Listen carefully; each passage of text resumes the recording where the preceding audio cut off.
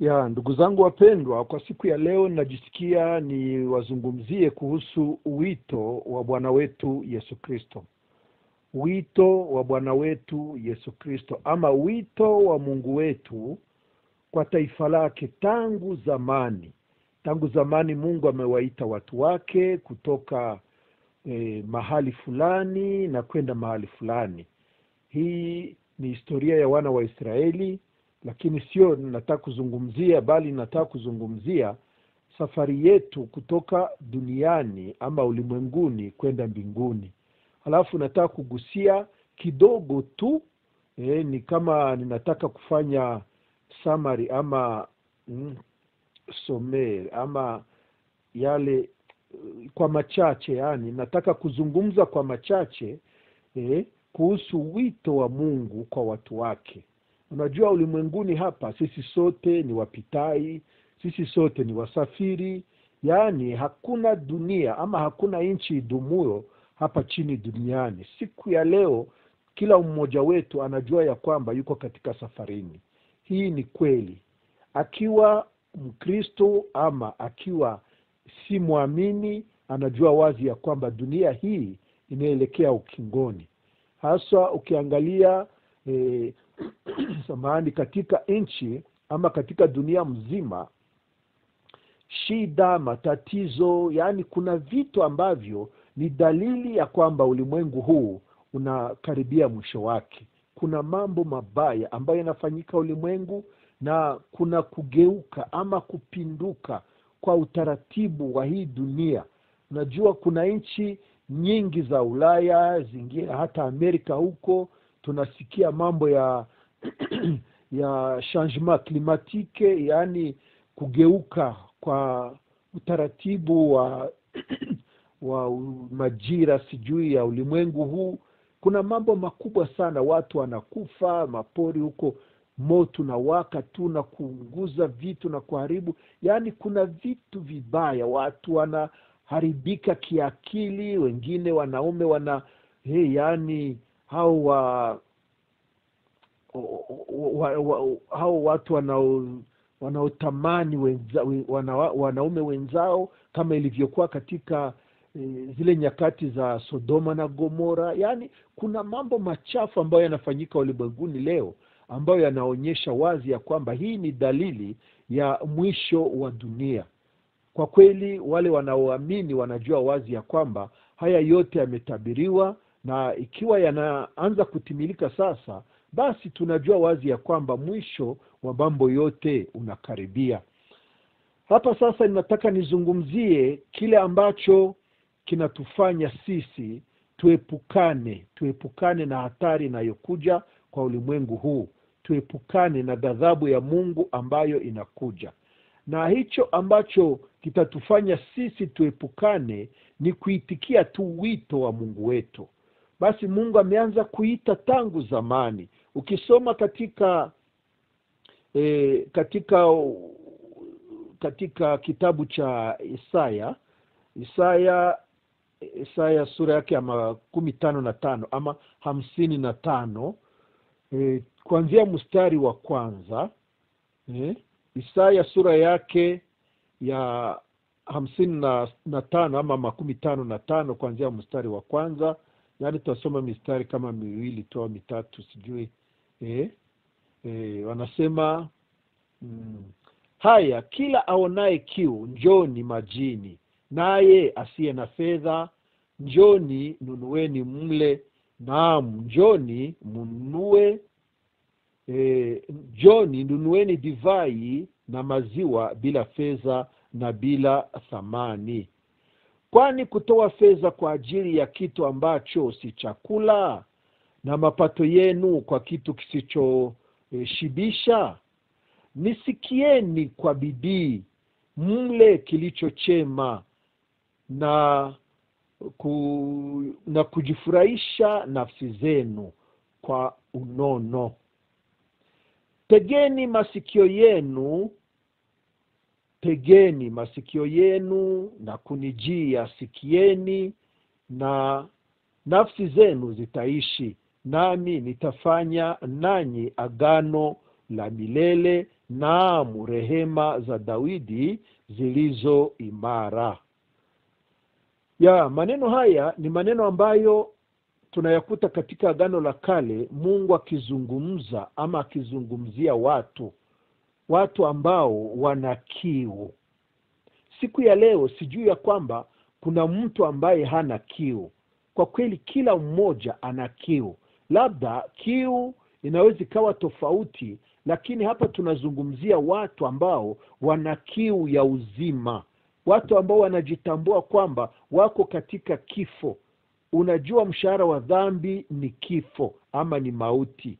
Sasa mtu ambaye amejitambua, mtu ambaye amesikia habari njema, akagundua wazi ya kwamba yeye ni mwenye dhambi, na wenye dhambi wote bado hukumu inawangoja, wanakwenda kuhukumiwa tena milele katika ziwa la moto. Huyu mtu ambaye amesikia injili ya Bwana Yesu, huyu mtu ambaye amepata hii taarifa ya kwamba hukumu inakuja kwa ulimwengu, na wote ambao watapatikana hawakumwamini huyu Bwana Yesu watahukumiwa kifo cha milele. Basi huyu mtu ninajua wazi ya kwamba baada ya kusikia habari hii, basi ana kiu, ana haja, anataka kile ambacho kinaweza kumfanya na yeye ajisikie amani, na ajisikie kutulia, ajisikie kuwa na matumaini ya ule uzima wa milele. Halafu hawa wote wanaitwa tangu zamani za kale, wanaitwa ili kwamba waje, walio na kiu waje wanywe. Kwa Kifaransa wanasema vous tous qui avez soif, venez aux eaux, même celui qui n'a pas d'argent, venez acheter et manger, venez acheter du vin et du lait sans argent, sans rien payer.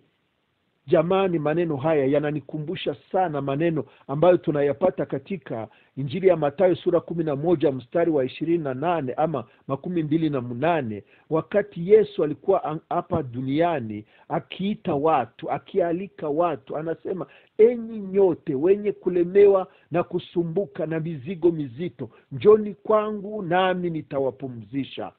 Njoni kwangu nami nitawapumzisha. Halafu kila aliyekuja kwa Yesu, jamani, kila aliyekuja kwa Yesu alitosheka. Kiu kimemuisha, amepata amepata maji ya uzima. Huyu aliyekuja kwa Yesu amepata raha nafsini mwake, amepata kupumzika. Lakini hatua ya kwanza ni hii, kusikia wito wa Mungu. Je, umewahi kusikia wito wa Mungu halafu ukauitikia? Kwa maana ni wengi ambao walisikia wito wa Mungu lakini hawakuweza kuitikia huo wito wa Mungu. Na hili ni ajabu, hili ni jambo la hatari sana.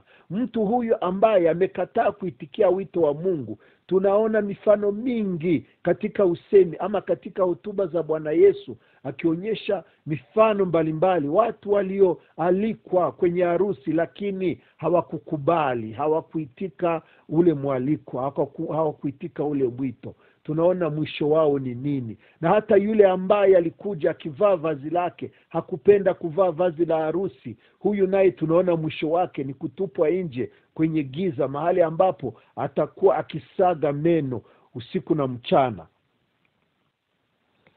Watu wamealikwa hata katika Injili ya Yohana sura yake ya 7 mstari wa 37 ama 37, anasema hata siku ya mwisho, siku ile kubwa ya sikukuu, Yesu akasimama akapaza sauti yake akisema, mtu akiona kiu na aje kwangu anywe. Mtu akiona kiu na aje kwangu anywe. Katika Isaya tumesikia ya kwamba huyu atakunywa na atakula bila kutoa pesa. Atapewa bure. Na Yesu Kristo mwenyewe alikuja akaalika watu, aliye na kiu na aje anywe. Aliye na kiu aje anywe, tena bure. Basi kama wewe una kiu, kama wewe unahitaji unahitaji faraja, unahitaji mapumziko, unahitaji kusikia raha katika maisha yako, basi ni kumwendea Bwana Yesu. hapa bado ninazungumzia kuitika wito, kwa sababu aliyeita ni Mungu mwenyewe. Kwa kweli sisi hatukumtafuta Mungu kabla yake mwenyewe kabla hatujafunuliwa jinsi gani alivyotutafuta. Yaani hatukujua jinsi gani Mungu alitupenda na jinsi gani Mungu alikubali kutoa uhai wake kwa ajili yetu kuja kututafuta sisi. Yesu Kristo ambaye ni Mungu mzima alivaa mwili, akaja akiwa kama mtumwa, tena chini ya mtumwa, akaja kutusaidia sisi ambao tulikuwa hatujiwezi. Basi akakubali kututumikia sisi. Biblia inasema alikuja kutafuta na kuokoa kilichopotea. Na sisi sote tulikuwa tumepotea kwa sababu ya dhambi. Sisi sote tulikuwa tumepotea, lakini Bwana Yesu akaja kututafuta. Na alipokuwa akitutafuta, basi alipaza sauti, akasema, enyi nyote mnaolemewa na kusumbuka na mizigo mizito, njooni kwangu nami nitawapumzisha. Mkubali kujifunza kwangu, kwa maana mimi ni mpole na mnyenyekevu wa moyo. Halafu hapo ndipo mtapata raha nafsini mwenu. Kwa kweli kila mtu katika ulimwengu wa sasa, kila mtu anapatikana katika shida. Unajua, hata wale ambao wameokolewa tayari, hata wale walio na malimbuko ya roho, hata wale ambao wanajisikia kuwa viumbe vipya katika Kristo Yesu, bado wanajisikia pia kuwa katika shida kwa sababu ya huu mwili ambao bado tunauvaa. Kuna matatizo, kila kiumbe kinalia, kinasononeka, kila kiumbe kinajisikia kuwa katika hali ya upungufu fulani. Ingawa tumeamini na kuokolewa, ingawa tuna matumaini ya uzima wa milele, lakini bado kuna shida, kuna taabu kulingana na huyu mwili ambao tunauvaa na shida za ulimwengu ambazo tunaziona siku kwa siku. Na ndiyo maana matumaini yetu ni kwake yeye peke yake, huyu Yesu Kristo. Halafu aliita kila mmoja kadiri anavyotaka, kadiri anahitaji, basi aje kwake, atapata msaada. Kumbuka ninazungumzia kuhusu kuitika wito wa Mungu. Mungu wetu ametuita kwa sababu anajua wazi ya kwamba tuko katika hatari, tuko katika shida.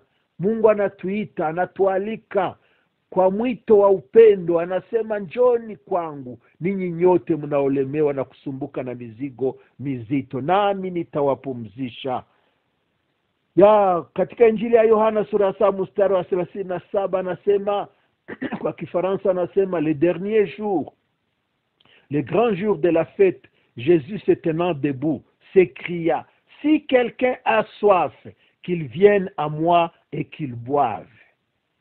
Hapa Yesu anaalika kwenye sikukuu, eti ni sikukuu ambayo inazidi siku zote, sikukuu ambayo ni siku ile ambayo alikuwa akikaribia sasa kutoa uhai wake. Hapa anasema hata siku ya mwisho, siku ile kubwa ya sikukuu, Yesu akasimama, akapaza sauti yake akisema, mtu akiona kiu na aje kwangu anywe. Mtu akiona kiu. Unajua ndugu yangu, kuna siku ni nyingi, lakini bado kuna siku kuu kuliko siku zingine. Na Mtume Paulo anaieleza vizuri, anaeleza vizuri kwa Wakorinto wa pili, waraka wake kwa Wakorinto wa pili sura ya 6 kuanzia hapo mstari wa 1.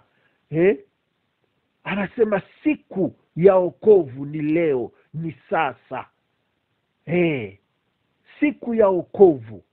Bwana Yesu amepaza sauti kwa siku ile kuu, siku kuu kuliko siku zingine zote, siku ya Pasaka. Unajua Bwana wetu Yesu Kristo, yeye amekuja ili atolewe kwa dhabihu ya dhambi ya ulimwengu.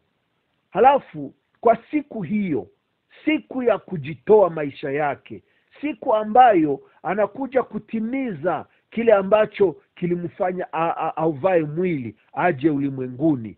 Halafu hapa anaalika kila mtu, anasema, njooni kwangu aliye na kiu na aje kwangu anywe. Unataka kupona?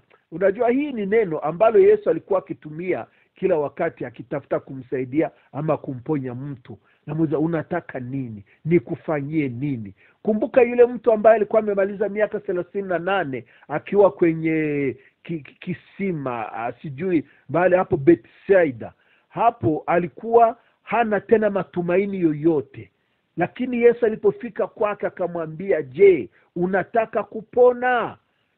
Mtu naye akaanza kujieleza, "Najua mimi niko hapa kwa miaka mingi sana. Sina mtu, maji yakijitibua mimi sipate mtu wa kunitupa." Na yana anaanza kueleza mambo. Yesu anamuuliza, "Je, unataka kupona?" Alafu Yesu amekuja na anaalika kila mmoja, kila aliye na shida, kila aliye na tatizo, kila ambaye ana kiu, basi aje kwake na anywe. Unataka kupona? Kuitikia wito ni jambo la maana sana. Unajua mtu akialikwa, basi kinachobaki ni uamuzi wake mwenyewe. Aliyealika ni mmoja. Mungu amealika watu wa ulimwengu mzima, lakini je, ni wote wameitikia wito? Ni wote wamekuja? Yawezekana kweli wewe usiitikie ule wito, usije kwa Bwana Yesu.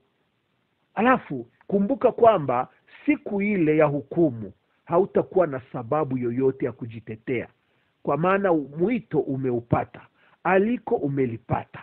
Yesu Kristo amekuja ulimwenguni, na amekuja si kwa ajili ya watu fulani tu, bali amekuja kwa ajili ya ulimwengu mzima. Halafu amealika watu, ameita kila mtu mahali alipo, basi akisikia sauti yake na aje. Anayejisikia kuwa ana hatia moyoni mwake, basi aje, atapata raha maishani mwake, atapumzishwa. Yule ambaye analemewa na mizigo mizito atapumzishwa. Hebu tusome katika Isaya, kitabu cha Isaya sura yake ya 51 ama 51, kuanzia mstari wa 1. Biblia inasema, "Nisikieni ninyi mnaoifuatia haki, ninyi mnaotafuta Bwana. Uangalieni mwamba ule ambao mlitolewa kwa kuchongwa, na tundu la shimo ambalo mlitolewa kwa kuchimbuliwa." Mstari wa 2, "Mwangalieni Ibrahimu baba yenu na Sara aliyewazaa, kwa maana alipokuwa mmoja tu nalimwita, nikambariki, nikamfanya kuwa wengi." Mstari wa 3, "Kwa maana Bwana ameufariji Sayuni, amepafariji mahali pake palipokuwa ukiwa. Amefanya jangwa lake kuwa kama bustani ya Edeni, na nyika kama bustani ya Bwana. Furaha na kicheko zitaonekana ndani yake, kushukuru na sauti ya kuimba." Mstari wa 4, "Nisikieni mimi enyi watu wangu, nisikieni taifa langu, maana sheria itatoka kwangu, nami nitaistarehesha hukumu yangu iwe nuru ya mataifa." Hapa mwandishi ambaye ni Isaya anaongea maneno mazuri, maneno ambayo yametoka katika kinywa cha Mungu mwenyewe. Unajua, nabii alikuwa akizungumza yale ambayo Mungu anaweka ndani yake. Anasema, "Nisikieni ninyi mnaoifuatia haki." Hapa ni Mungu mwenyewe anaongea. Eti nisikieni mimi mnaoifuatia haki, ninyi mnaomtafuta Bwana. Uangalieni mwamba ule ambao mlitolewa kwa kuchongwa, na tundu la shimo ambalo mlitolewa kwa kuchimbuliwa. Hapa tunaweza kufikiri mambo mengi. Unajua, kama asingeliweza kutafsiri mstari huu wa 2, basi sisi tungeweza kujipatia maelezo tofauti kulingana na mstari huu wa 1. Lakini sasa bahati nzuri ni kwamba anaendelea kuleta tafsiri ya maneno haya. Kwa mstari wa pili anasema muangalie Ibrahimu baba yenu na Sara aliyewazaa, kwa maana alipokuwa mmoja tu nalimwita, nikambariki, nikamfanya kuwa wengi. Jamani, ingawa tuko wengi, lakini sisi sote tumetoka katika uzao mmoja. Tangia Adamu, Mungu ameumba watu wa kila lugha, kila taifa na kila rangi.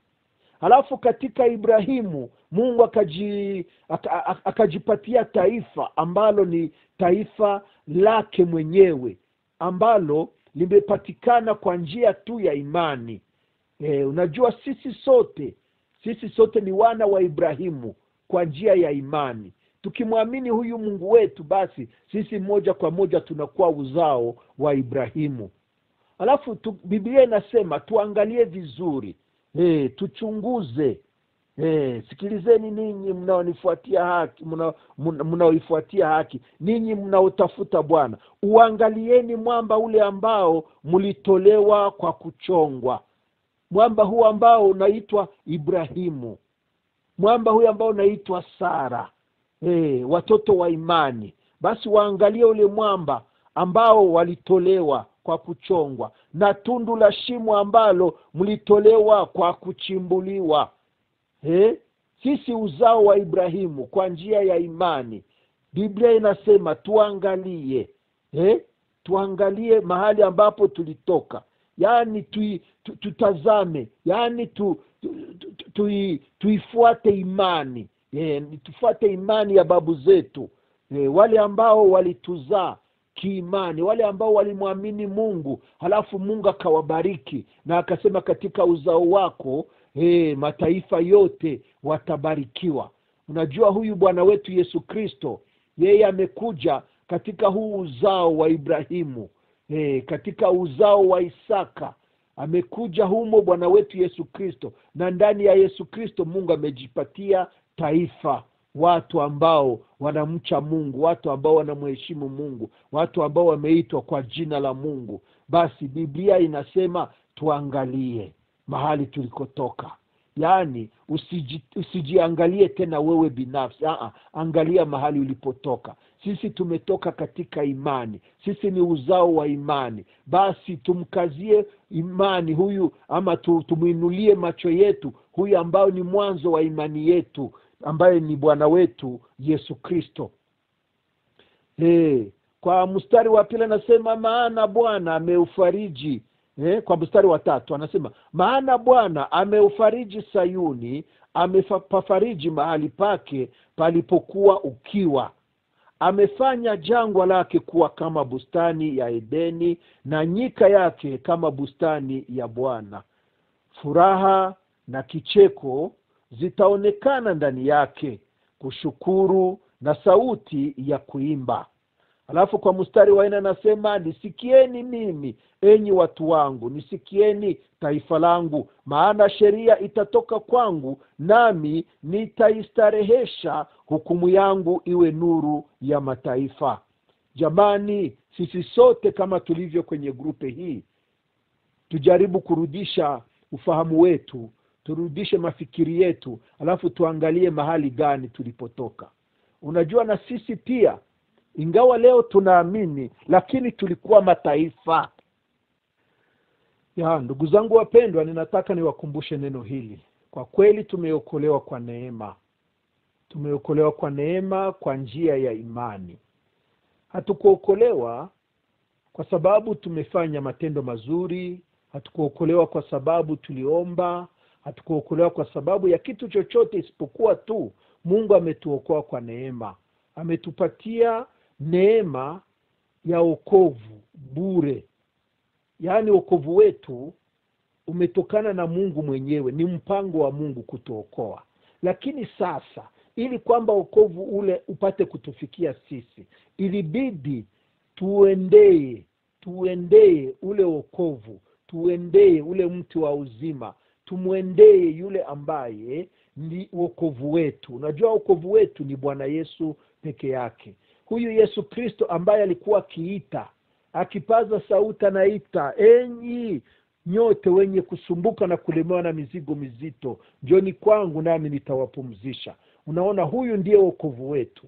Huyu amekuja ili kutukomboa chini ya mauti, kutuokoa chini ya laana ya dhambi. Huyu ndiye amekuja kutuweka huru, kututoa katika utumwa wa dhambi na kutuleta katika ufalme wa Baba.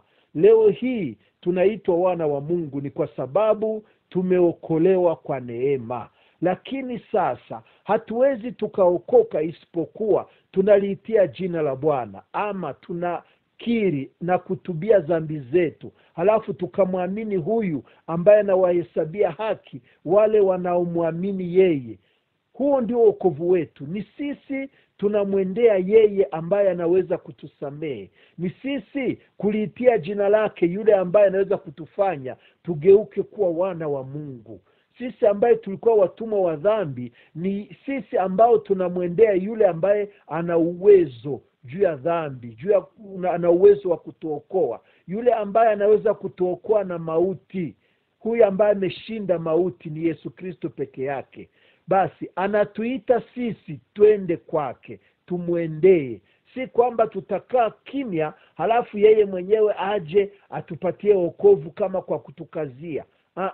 Ni mtu kukubali kwamba yeye ni mwenye dhambi, halafu anamwendea yule ambaye anaweza kumponya, yule ambaye anaweza kumsamehe, yule ambaye anaweza kumtakasa, yule ambaye anaweza kumpatia uzima wa milele. Unajua, sisi sote tulikuwa wenye dhambi, sisi sote tulikuwa na kiu ya dhambi, lakini pasipo maji ya uzima, yale ambayo Yesu Kristo amemwelezea yule mwanamke Msamaria kwenye kisima cha Yakobo, hayo maji ambayo yanaweza yakatumaliza kiu, maji yale ambayo ni Roho wake Mtakatifu wanaopewa wale wanaomwamini yeye. Na kuambia hatungeliweza kuokoka isipokuwa tumwendee yule ambaye ni chemchemu ya maji ya uzima, halafu tunywe maji yanayotokana na yeye, yakatukausha ama yakatumaliza kiu kile ambacho kilikuwa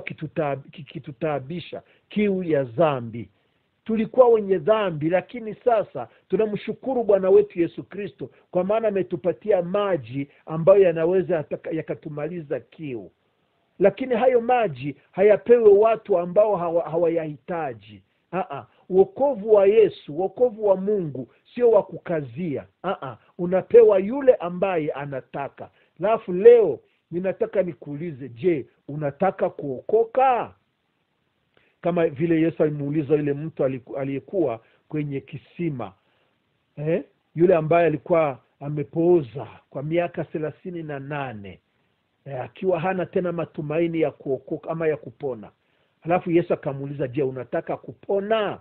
Na mimi namuuliza awaye yote akiwa kwenye grupe hii, unataka wokovu? Na wokovu huo ninaozungumzia ni wokovu wa milele, sio wokovu wa muda tu.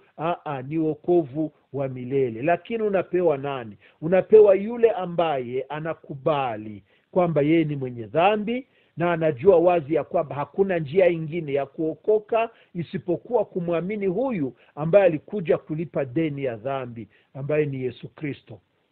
Na wewe leo nakuuliza, je, unataka kuokoka? Kwa maana Yesu yeye anaita usiku na mchana kupitia kinywa cha watumishi wake, kama vile siku kwa siku tunavyosikia neno la Mungu kwenye grupe hii. Na huyu anayesema ni Yesu Kristo peke yake, sio kinywa cha Albert wala mtu mwingine, sio Gedeo ambaye anakuita, kwa sababu sisi hatuwezi tukaokoa mtu awaye yote. Lakini kupitia kinywa chetu Bwana Yesu anakualika wewe ambao unasikia sauti yetu leo. Je, unataka kuokoka? Na siku ya wokovu usifikiri kwamba ni siku nyingine, bali ni leo. Acha tusome katika waraka wa Mtume Paulo kwa Wakorinto, sura yake ya 6, mstari wa 1 na mstari wa 2. Mtume Paulo anasema hivi: nasi tukitenda kazi pamoja naye, twawasihi msiipokee neema ya Mungu bure. Kwa maana asema, wakati uliokubaliwa nilikusikia, siku ya wokovu nilikusaidia. Tazama, wakati uliokubaliwa ndio sasa, tazama siku ya wokovu ni sasa. Sikiliza ndugu yangu mpendwa, neema imetolewa. Watu wote wamepewa neema. Watu wote wamepewa neema ya wokovu, lakini sio wote wameipokea. Halafu leo neno la Mungu linakwambia usipokee neema ya Mungu bure. Usiipokee bure hiyo neema ya Mungu. Ni wewe ndiwe unapasha kuliitia jina la Bwana ili uokolewe. Kwa maana kama hautaki, Mungu hata kukazia wokovu wake.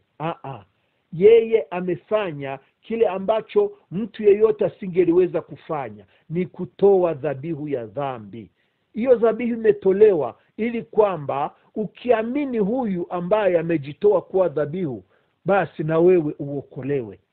Sasa ni wakati wako kuchagua. Je, unataka kuokoka? Kwa maana wito wa Mungu upo. Mpaka sasa Mungu anakuita wewe ambaye unasikiliza kwa wakati huu. Mungu anakuita, anasema, je, unataka kuokoka? Kwa sababu siku ya wokovu ni leo, tena ni sasa. Usifikiri ni kesho. Siku yako ya wokovu ni leo. Na ukifungua moyo wako, basi leo hii na wakati huu sasa tu, Bwana Yesu anaweza kaingia katika maisha yako. Halafu zile kamba zote za dhambi zilikuwa zinakufunga, unaweza ukajisikia kuwa unakuwa huru, zinakatika. Kamba zilizokuwa zinakufunga zinatoka. Na Yesu Kristo anakutua ule mzigo ambao ulikuwa ukikulemea, mzigo wa dhambi. Siku ya leo ndiyo siku ya wokovu. Lakini sasa ni wewe kuchagua kuja kwa Bwana Yesu ili uokolewe. Kama umeokoka, basi unaheri wewe. Kwa kweli unaheri, tena unaheri sana. Kama wewe umeokoka, unaipatikana kwenye grupe hii. Ingelikuwa heri sana kama watu wote wenye kupatikana kwenye grupe hii wameokoka. Basi tungeanza kujifunza maisha ya watoto wa Mungu waliookoka, kile ambacho wanaombwa kufanya, maisha yao ni maisha gani. Lakini sasa, ili kwamba tusije tukaingilia mafundisho ambayo ni ya watoto wa Mungu, na kumbe kuna wengine ambao hawajazaliwa mara ya pili, na kumbe kuna wengine ambao hawajaokoka bado, ndiyo maana tunaanza kuitia watu wokovu huu ambao umetolewa bure. Aliye na kiu na aje anywe.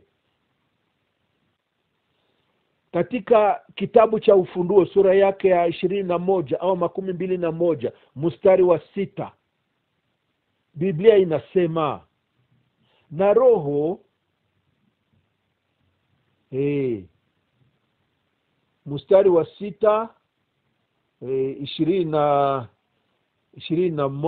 mstari wa 6, Biblia inasema, na Roho na bibi harusi wasema njoo, naye asikiaye na aseme njoo, naye mwenye kiu na aje, na yeye atakaye na ayatwae maji ya uzima bure. Hapa ni 22. Samahani, hapa ni 22 mstari wa 17. 22:17 ndiyo inasema, na Roho na bibi harusi wasema njoo, naye asikiaye na aseme njoo, naye mwenye kiu na aje, na yeye atakaye na atwae maji ya uzima bure.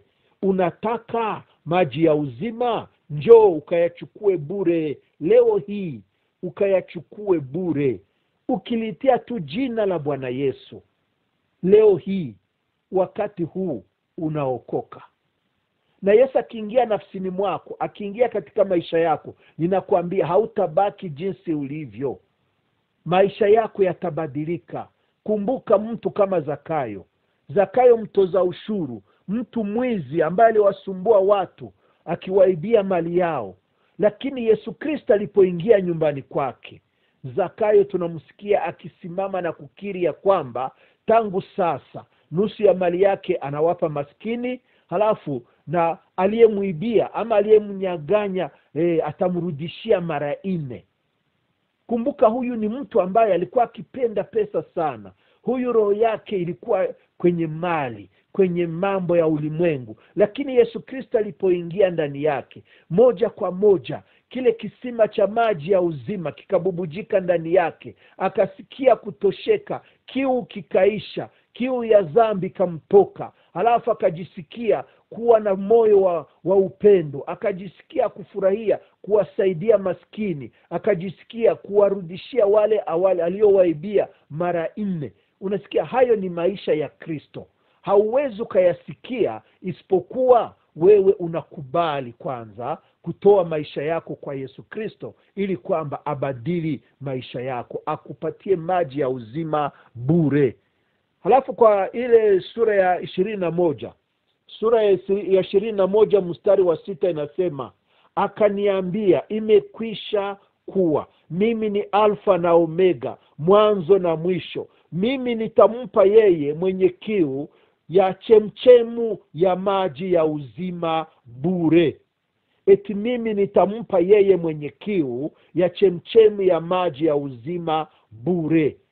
Kwa kweli ndugu zangu, wakati wa hukumu hakutakuwa lawama kwa Mungu wala kwa yeyote yule. Mtu mwenyewe atajilaumu peke yake, kwa sababu kwa miaka mingi tangu uishi umesikia Injili, umesikia habari njema, lakini ukafunga moyo wako ili kwamba usiamini yule ambaye amekuja kuokoa wenye dhambi.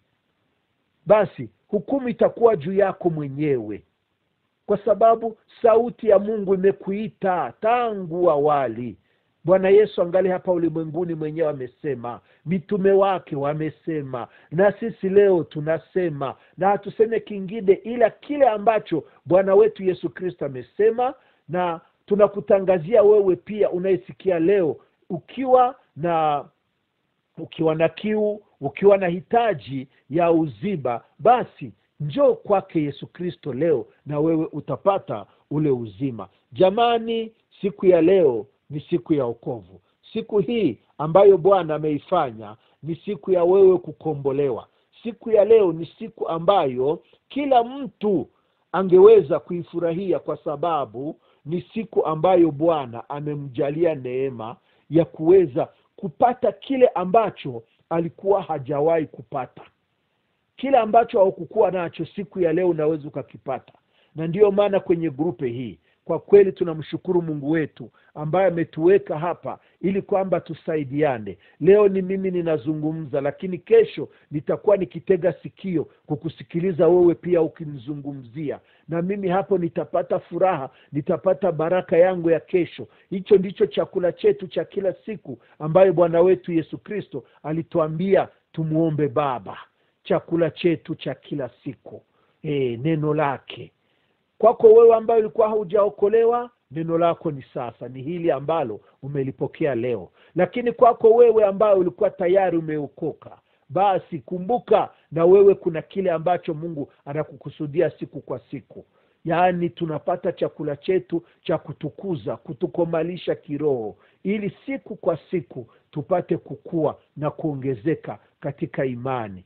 Basi tukikuwa na kuongezeka katika imani, na maisha yetu yanaenda yakibadilika siku kwa siku. Basi maisha yetu yakibadilika, na ulimwengu unatambua ya kwamba kuna Mungu ambaye anaokoa. Kwa sababu ukiona watu wabaya wanabadilika, yaani watu wa ulimwengu wanajiuliza imekuwaje mtu kama huyu anageuka.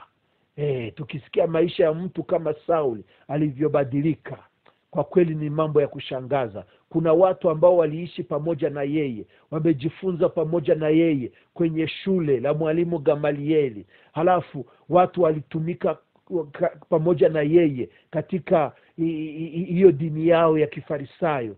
Mtu ambaye walimjua sana, mwanasheria, mtu ambaye alikuwa akiziheshimu sheria, ambaye alikuwa ni mtu kama kielelezo katikati yao. Lakini siku moja tu wakamsikia usemi unabadilika. Anaanza kumkiri yule ambaye alikuwa akitaabisha watu wanaoitwa kwa jina lake. Ilikuwa ni mambo ya ajabu. Watu wanajiuliza, huyo ni nani? Wanasema ni huyo Sauli huyo. Amekuwa Paulo. Sauli anakuwa Paulo. Anaanza kumtangaza huyo ambaye alikuwa akimtaabisha, akimtesea kanisa.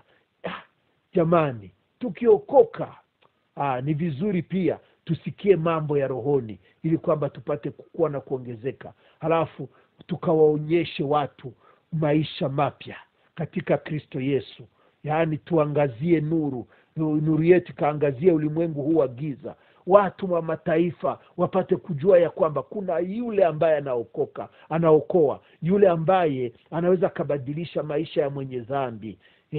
Haya ndiyo makusudi ya Mungu. Wakati tungali hapa chini ulimwenguni, tumuishie yeye. Watu waone maisha yetu, halafu wamtukuze Baba wa mbinguni. Huu ni mpango wa Mungu. Sasa kwako leo, wewe ambaye ulikuwa haujaokoka, ni shauri lako, ni wakati wako sasa kuamua kumkabidhi huyu Bwana Yesu maisha yako, ili kwamba uokolewe na yeye. Jamani, niishie hapa kwa siku ya leo. Acha tuonane